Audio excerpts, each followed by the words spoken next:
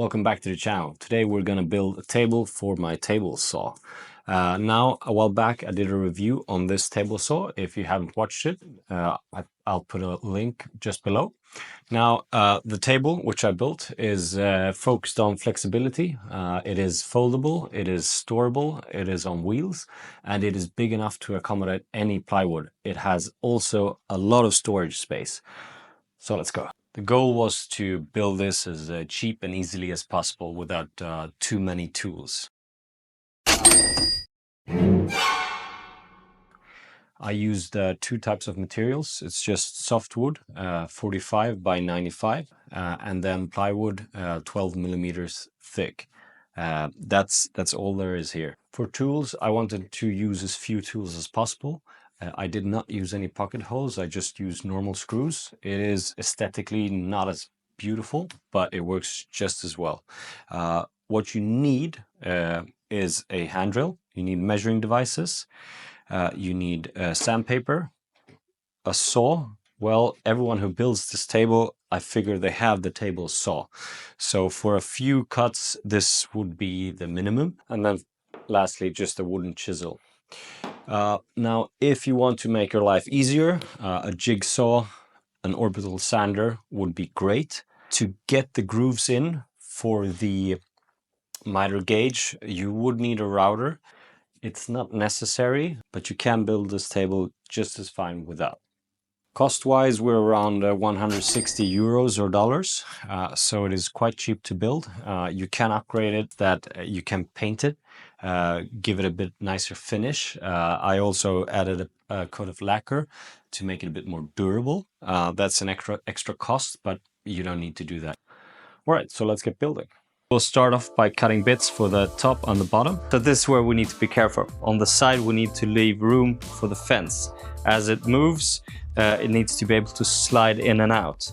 Now, the first part of the fence will be outside of the table, so that won't be an issue. But this part of the fence will need to have a groove in the beam so that it may be able to slide in and out.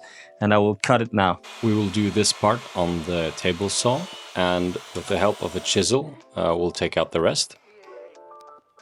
Next step is to assemble the base and the top. Remember that lumber is notorious for being warped and uneven, so make sure you get everything square. We now have two identical frames, one for the top, one for the bottom. Increasing stability by adding some extra support for the legs. Using dead pieces gets them nice and centered. Next step is to attach the legs.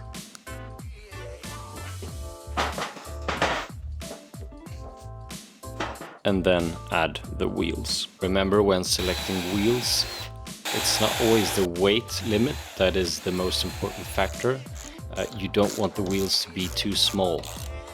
Casters are finished, and let's get the rest done. My plan to use two identical frames didn't work out, so I did adjust it and I built the top frame on the go. We'll add some extra support for the bottom.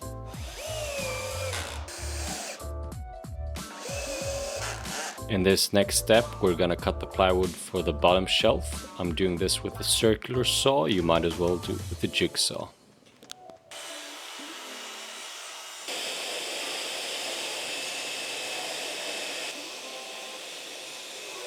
Using wooden screws, I'm attaching the plywood to the base. Next step, I'm adding support for the top. Here I'm using an angle iron, since I didn't have long enough screws at the time. I'm adding a cross brace and some more support. This is where the table saw will be placed.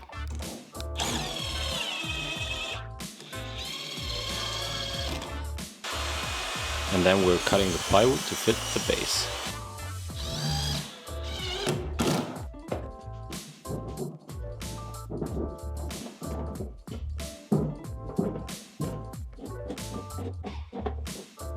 Absolutely perfect, as long as you only turn it in one direction.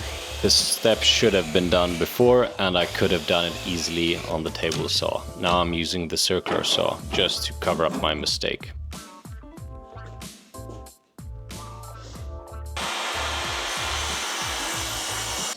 Be the base plate behind the table saw. You can see there is room for the exhaust and the power cord.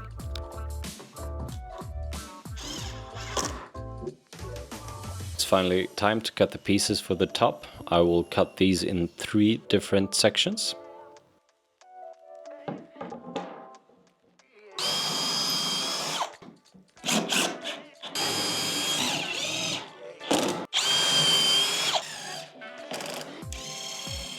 For the third section, you need to make sure that there's room for the fence.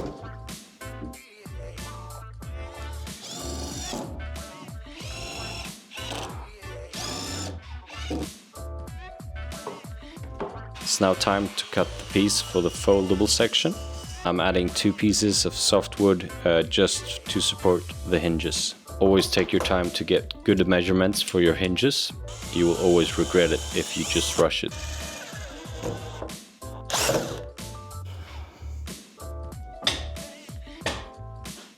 I will then proceed to finish the lower floor. I will add some shelves and I need to cut some plywood for that. I also want to isolate the table saw as much as possible to decrease the sawdust from going everywhere. As you can see here, someone is trying to hide the fact that this section is not 100% square. There will be a narrow but wide enough path for the vacuum and the electric cord. And I'm going for 2 shelves on either side of the vacuum. Make sure to get this section as square as you can.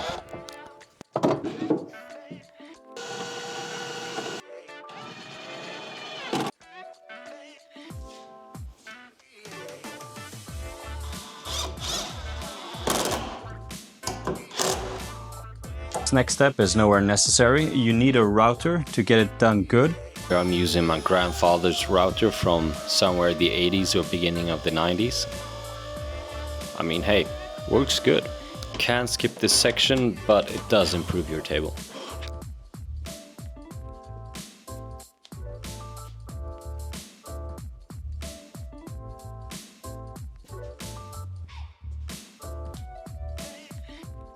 Alright, so that's it. The workbench is complete. It is big and wide enough for any plywood or MDF. You can fold it to reduce the space. The height for me is perfectly built, so it can fit under my welding table to improve storage. And as you could see, there's a lot of storage space underneath. I'm gonna keep all my power tools here probably, and I'm gonna add some hooks on the side. So I'm gonna use every space that I can. Now I'm gonna stain it. I like the staining. It does keep the natural feeling of the wood. It keeps it somehow authentic. Is it the best way to do it? I don't know. I'm gonna put on some lacquer on top of it. Please let me know in the comments below how you would finish it. I'm always eager to hear.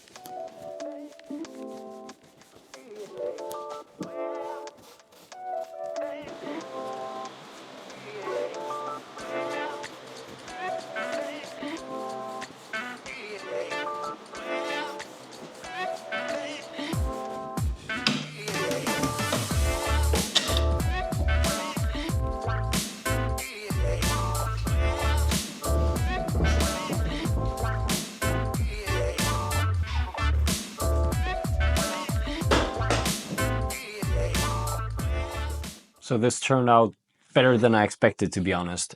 For me, I built this table saw table to reduce the risk of injury, to be honest, because when you balance a sheet of plywood, then the risk of injury, of course, increases.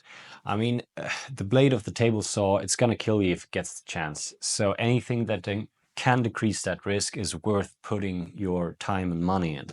At the same time, I wanted something that was movable. It is on wheels. I wanted something with storage capacity since it takes some place. And I wanted it foldable so I can tuck it away underneath my welding table. And all those points I managed to do. The storage space is really good. It is more than I was hoping for, to be honest. If you just build it smart, you can probably even increase it even more.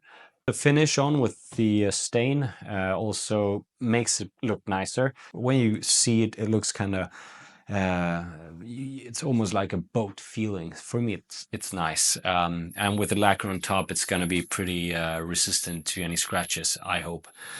If you would have done another finish, please let me know.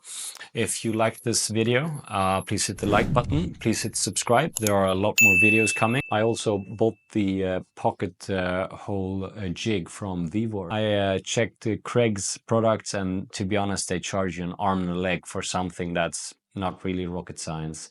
So I'm going to give that a try. If you would like to see a review on that product, let me know in the comment section. We'll do that. Otherwise, I hope to see you again in the future.